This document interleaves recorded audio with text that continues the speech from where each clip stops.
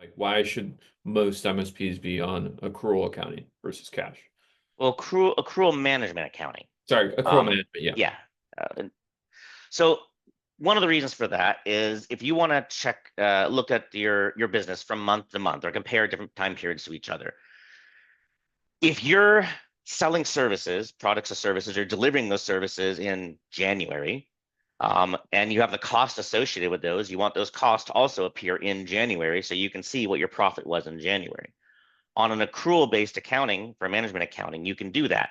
Things that happen in January, things that happen in February, things that happen in March.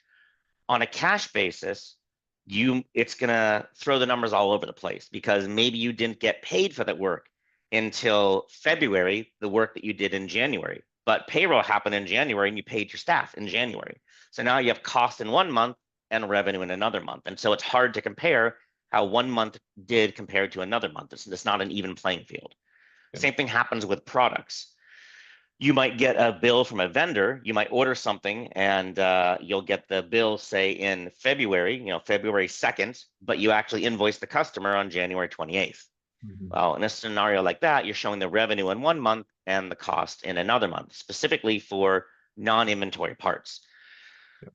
With inventory, even if you don't stock products on hand, you can still use inventory because inventory will automatically get the product cost and revenue in the same month. It does this that when the bill comes in, it actually goes up to the balance sheet, usually in the inventory asset account, but it sits on the balance sheet out of your P&L.